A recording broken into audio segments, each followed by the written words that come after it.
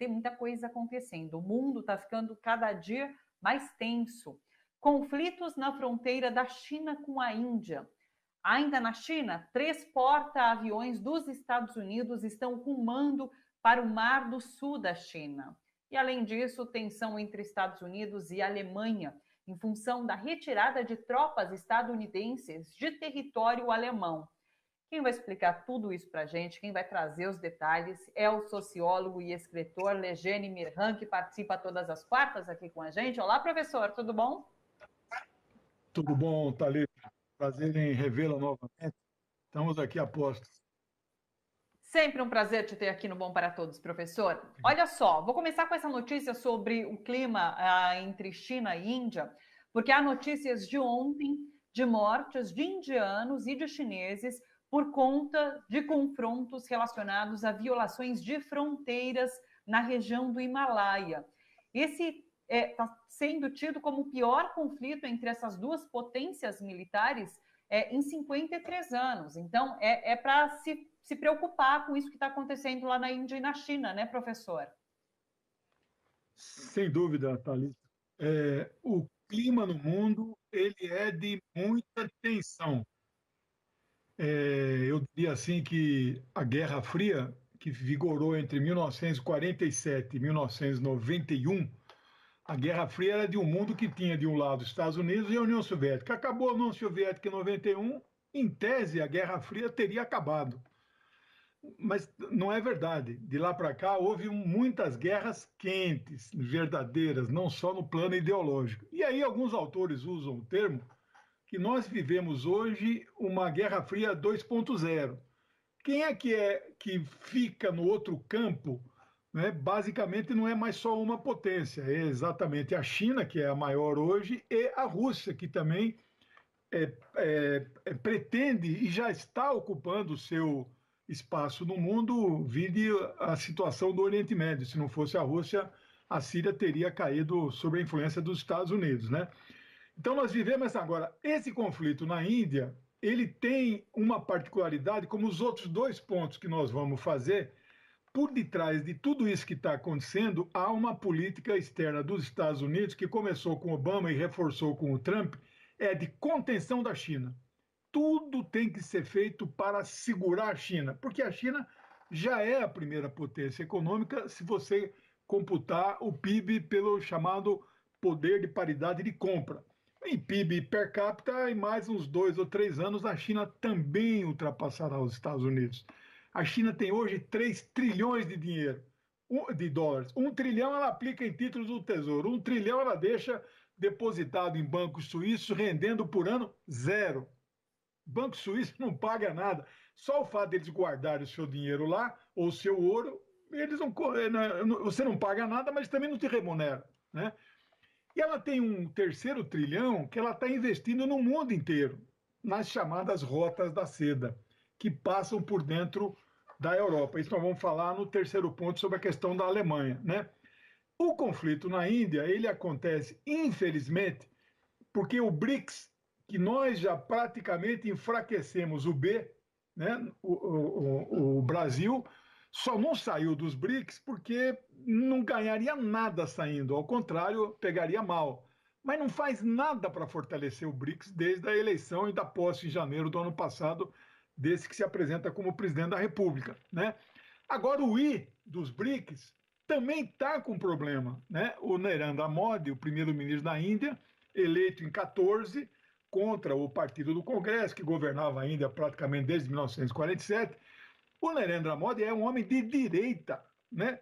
E foi reeleito em exatamente 18, quando o Bolsonaro também é eleito aqui, né? Ele foi reeleito com uma maioria, lá é parlamentarismo, não precisa fazer acordo. Então, o I dos BRICS também está com problema, né? Como o S, que é South África, África do Sul, não joga um papel muito, né? Quase nenhum papel, então sobrou só o R e o C, Rússia e China. E a China desponta. Aí, então, a Índia agora está fustigando a China exatamente naquela região. É um triplo conflito. Tem conflito no Tibete, né? Tem conflito no Nepal e tem conflito ali na fronteira da Caxemira, que é considerado indiano, mas tem uma pontinha da Caxemira que a Índia considera que é um território indiano, mas a China ocupou ali, né? A Aksai Chin, que chama aquela região. Então, tudo ali é tenso. Chegou a ter, inclusive, conflitos armados em 62 até 67, por isso que você menciona 53 anos que não havia nenhuma escaramuça. No entanto, tem um outro conflito que vale a pena mencionar, que começou em 1956, que é a região do Tibete. O Tibete é da China há 700, 800 anos, quase 1000, né? Mas, a partir desse budismo tibetano, que não é o único budismo do mundo, né? Em 56, sobre a liderança e a inspiração desse que também se apresenta como Dalai Lama, esse tibetano, que não unifica os budistas do mundo inteiro, tem muitos ramos budistas, outros ramos. Esse Dalai Lama é um homem dos Estados Unidos no Tibete, né? Alguns dizem que ele está na folha de pagamento da CIA, né? Tá bonitinho, ele fala coisas tão bonitas. Muita gente fala coisas muito, muito bonitas, mas faz o jogo dos Estados Unidos. E aí ele botou os monges tibetanos ali para fazer agredir a China, né? Que já era desde 49 governada pelo Partido Comunista Chinês e já tinha implantado a República Popular da China. Ora, que ele vendo que ia perder todinho, né? Não ia prosperar, o Tibete era uma região muito feudal, atrasada, né? Ele era carregado naqueles carrinhos e tal, era como se fosse um deus. Isso acabou no Tibete. O Tibete hoje tem quase 100% de escolaridade. É um estado moderno na China, tem trem de alta velocidade. Ele queria a volta ao feudalismo. Vendo que não havia crime, ele se exilou na Índia, em 1956, naquele mesmo ano. Aí, a China não, né, pediu o repatriamento dele, a Índia nunca concedeu. Então, sempre ficou essa questão tensa ali. O número de mortos nas escaramuças de ontem é muito controverso, né? Eu já vi 20 do lado da China, do lado da Índia. Da China eu não vi um número, né? Mas existe. A China não se pronunciou ainda. Do ponto de vista do equilíbrio militar, se houver de fato um conflito, que eu espero que não haja, e o Partido Comunista da China, já através do porta-voz da sua chancelaria, já deu declaração que nós somos pela paz, queremos resolver. Se fosse outro primeiro-ministro, não teria tido esse conflito. Ali é uma fronteira que não está definida desde 1914. Então, se acontecer um conflito, que eu espero que não aconteça, a Índia sairá perdendo. Porque o conflito terrestre, o que conta mais é o poder dos chamados veículos blindados, que são tanques e outros veículos, que levam as tropas mais à frente, etc. E são a prova de bombas de grande calibre. A Índia tem 5 mil, a China tem 10 mil blindados. Nós esperamos que isso não aconteça. É uma pena que os dois maiores países do mundo, somados os dois, dá quase 3 bilhões de pessoas, né?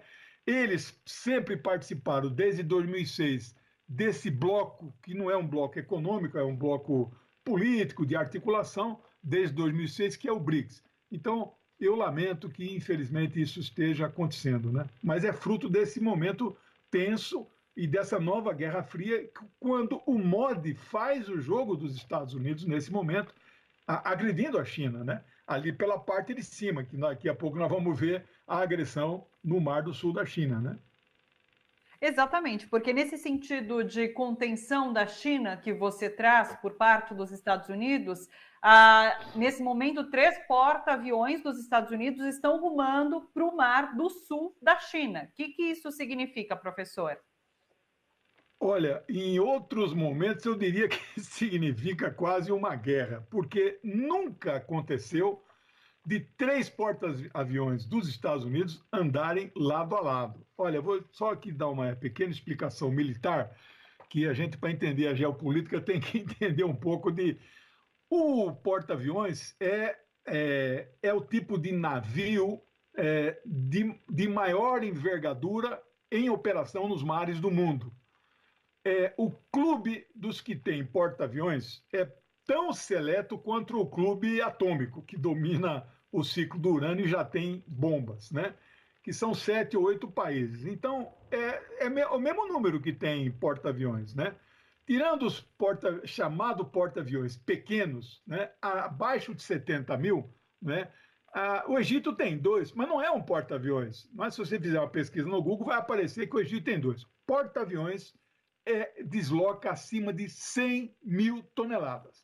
Para termos uma ideia, o maior navio durante a Segunda Guerra Mundial, não é, que eram os encouraçados, hoje praticamente em desuso. Hoje você tem fragata, destroy, contra-torpedeiro, o couraçado já não tem necessidade. O maior do mundo na época, que foi afundado no Pacífico, né, na guerra contra o Japão, não é, ele tinha 70 mil toneladas. Então você vê um porta-aviões começa com 100 mil. Ele tem propulsão nuclear. Os Estados Unidos usam hoje a chamada classe Nimitz, que começou a entrar em operação em 1975. E colocaram de lá para cá 10 porta-aviões da classe Nimitz. Esses porta-aviões, além de ter 100 mil toneladas, eles transportam 6 mil soldados, homens e mulheres, para operar aquela máquina de guerra. E 90 aviões. Tem muitos países do mundo que não tem nem 90 e muito menos metade dessa quantidade de aviões, que tem um porta-aviões. Então, eles têm hoje 11 no mundo. Esse 11º é de uma classe mais nova, mais recente, é a chamada classe Gerald Ford, que foi presidente dos Estados Unidos no passado, e ele entrou em operação, eles chamam de comissionamento, entrou em operações lançado ao mar, na marinha, depois de teste e tal, 2009. Ele já usa só 4 mil soldados, então uma economia de 2 mil. Ele continua sendo propulsão nuclear, né? Mas ele tem a tal da catapulta, ela é eletromagnética, que lança com muita velocidade e com muita facilidade e pouquíssima pista os aviões para as operações diárias. Então, agora, desses 11, tem 4 em manutenção. Então, eles têm 7 porta-aviões no mundo.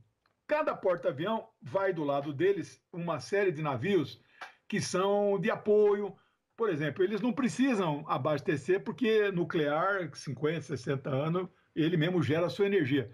Mas os 90 aviões que estão ali bebem, que negócio de 1 quilômetro por litro é para carro, né? Mas bebem demais. Então, ao lado dessa, vão lá vários navios, submarino, etc., mas tem um navio que é só tanque, e a cada 6 dias, grandes mangueiras entram, é uma operação de guerra para você abastecer de óleo diesel, querosene, que eles usam, né, para movimentar essa máquina, né? Bom, então é um porta-aviões, que geralmente são 6 frotas navais, cada uma delas é um porta-aviões e mais 7 ou 8 navios, né? Agora eles resolveram juntar 3 porta-aviões, são 270 aviões em cima deles, né? E os barcos do lado, a soma dos soldados que estão indo para o Mar do Sul da China gira em torno de 30 mil soldados. É maior do que muitas forças armadas do mundo inteiro, de muitos países, né? 270 aviões. Quem é que tem? O Brasil não tem, que eu saiba, esta frota desse tamanho. Então, isto é uma absoluta provocação. E veja, os Estados Unidos não reconhecem que o Mar do Sul da China, fala Mar do Sul da China, mas é Mar da China.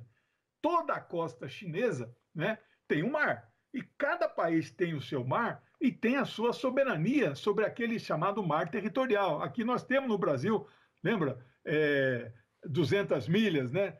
Tinha até uma música na época, esse mar é meu, joga para o seu barco para lá deste mar, né? Na época do regime militar, eles inclusive ampliaram o tamanho.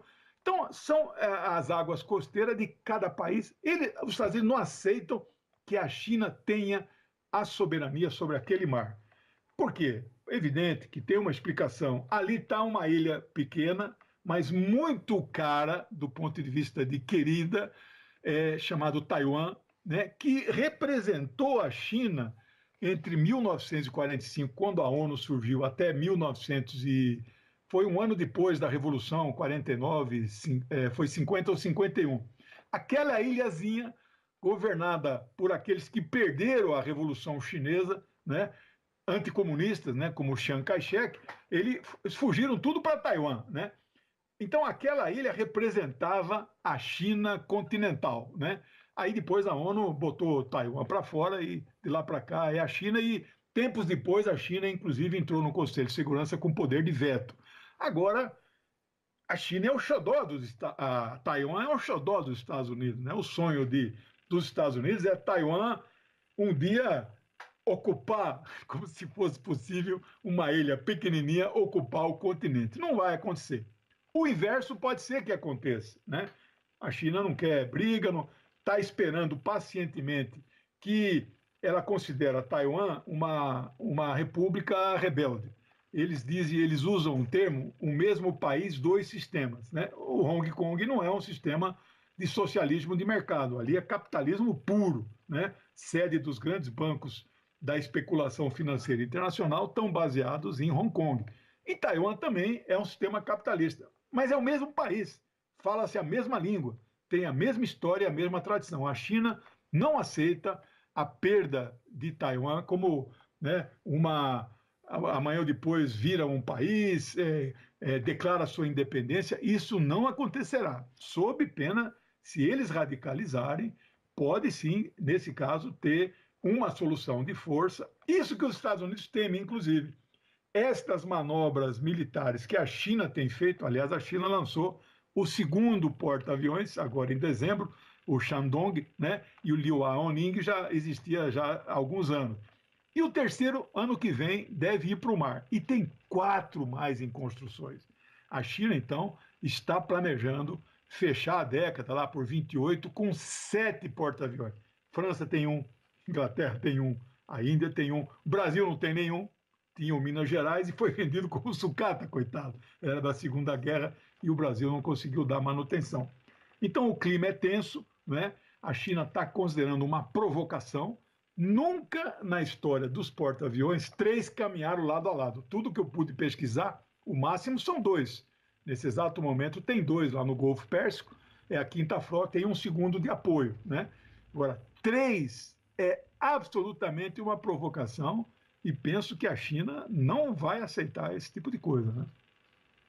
Estou levantando aqui a mão para fazer a pergunta. O professor, qual é a alegação dos Estados Unidos para estarem navegando com esses porta-aviões rumo ao mar da China? O que eles alegam? O objetivo disso é uma provocação. É para mostrar para a China, olha, nós estamos aqui no seu pé, tome cuidado, que nós somos superiores a você e tome... Porque eles consideraram, Thalita, eu esqueci de falar, com o início da pandemia, o maior navio deles, exatamente esse, o Gerald Ford, que é o mais moderno, que entrou no mar em 2009, dos 4 mil, 1.000 estavam contaminados com a doença Covid-19. Eles tiveram, então, que parar a navegação, desembarcaram ali na ilha de Guam, que é no Pacífico, que é uma base militar deles, né? E agora, depois de 2 meses e meio, trocaram, alguns morreram, outros voltaram para os Estados Unidos, mas eles recompuseram e voltou a navegar esse. Neste período que ficou esse navio, esse porta-aviões e mais um outro, eles ficaram no mundo, era para ter 7, ficaram com 5, né?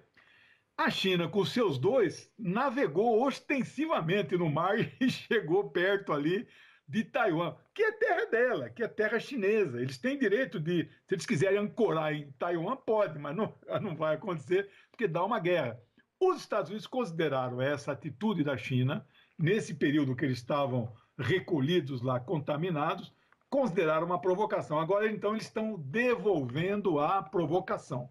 Mas numa dose, evidentemente, porque os 2 porta-aviões chineses, eles não são nucleares, não transportam 90 aviões e não tem catapulta. É só a pista dele faz uma curva assim, né? E aí o avião... e aí isso obriga os aviões a decolarem com metade das bombas da sua capacidade máxima e metade do combustível. Então não tem catapulta.